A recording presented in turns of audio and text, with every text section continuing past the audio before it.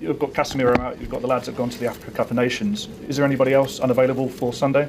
No, I think everyone is well. We have one more training, but today I think the rest of the guys are ready to go. Does that mean De Ligt and Maguire could feature? No. Okay. I'm saying that nobody recover, nobody's out, just the guys that you already know. You've been asked a lot about Kobbie Mainoo in recent press conferences. It's kind of unavoidable to not ask you again in the wake of his half-brother wearing a free Kobbie Mainoo t-shirt. Did you see that? Have you spoken to Kobbie about it? No, it was not Kobbie that wear the t-shirt. He's not going to start because of the t-shirt, but he's not going to the bench because of the t-shirt. He's going to play if we feel that he's the right guy to play. So that is not an issue. I'm used to. I'm here for a year. It's not new, so we have to deal with that. But I'm not going to do something to Kobbie because someone on his family is doing something. He's going to be the same. If he's the right guy to play, he's going to play. Hi, Ruben.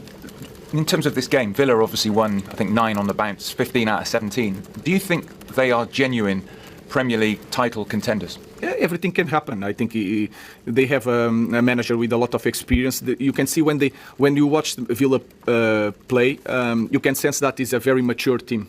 Understands that he doesn't panic when he's losing. He doesn't feel overwhelmed when he's winning. He can control the emotion all the time. And I think they are a very strong team. If they are going to fight until the end, I don't know, but they are capable of that. In terms of United, at the moment, only City, I think, have scored more goals. You've probably conceded more than you wanted to. How do you find the balance between attack and defence? We watched the game again against Bournemouth. We can avoid that goals. It was a lot of transition. We have to put everything on the line when we are defending, and sometimes we are not doing that.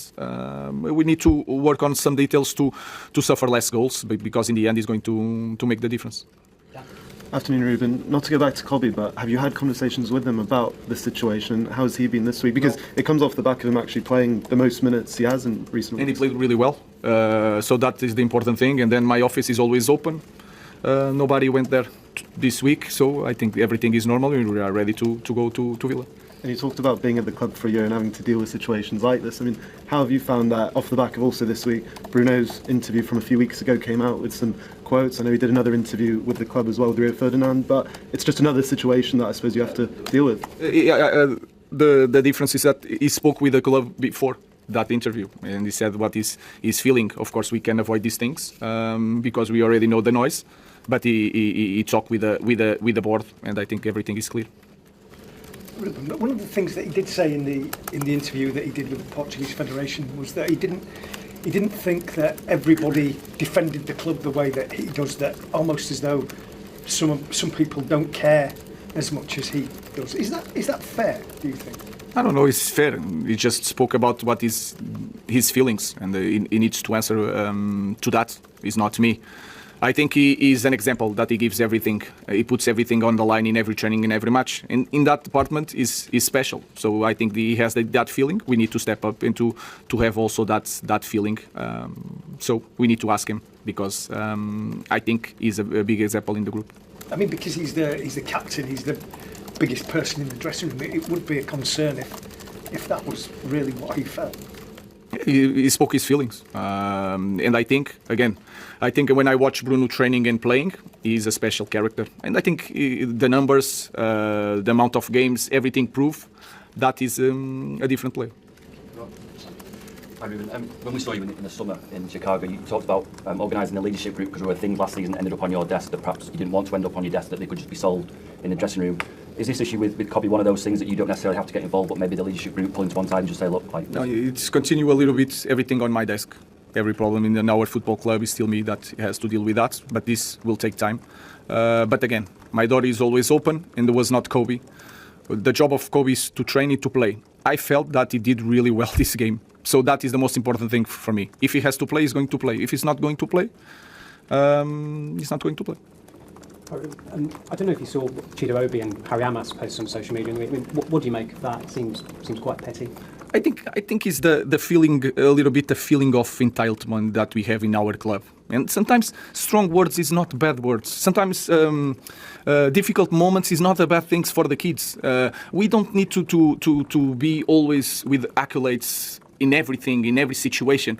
We are not helping. That's why you guys talk about a lot of players nowadays that they speak and they go against the clubs and everything happened because they feel entitlement. And then you have legends of the club saying that if you don't play. Manchester United head coach Ruben Amorim addressed the media ahead of Sunday's Premier League showdown against Aston Villa at Villa Park, offering a candid insight into his squad situation, team culture, and the challenges that await his side. Amorim confirmed that United will travel to Birmingham without several key players.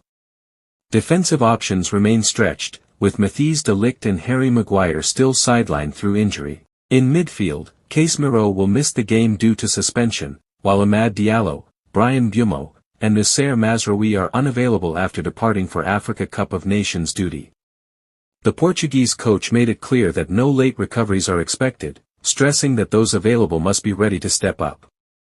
One of the talking points addressed was the attention surrounding Kobbie Mainoo, following off-field gestures involving his family. Amorim was firm in his response, insisting that selection decisions will be based purely on footballing reasons. If Mainoo is the right fit for the game plan, he will play. External noise will not influence his choices. Perhaps the most striking aspect of the press conference was Amorim's direct criticism of what he described as a culture of entitlement among some players. He emphasized the need for resilience, accountability, and a stronger mentality, particularly among younger members of the squad. Amorim defended his forthright approach, stating that honest conversations and high standards are essential if Manchester United are to return to competing at the top level. Turning his attention to the opposition, Amorim praised Aston Villa as a well-drilled and mature side, guided by an experienced manager and buoyed by strong home support at Villa Park. He warned that United must be at their best, highlighting the need for improved defensive balance. Amorim also addressed recent comments made by captain Bruno Fernandes, confirming that internal discussions have taken place. He reiterated Fernandes' commitment to the club and stressed the importance of unity as United navigate a demanding period both on and off the pitch. The press conference underlined both the scale of the task facing United and the standards Amorim is determined to enforce as he continues to shape his project at Old Trafford.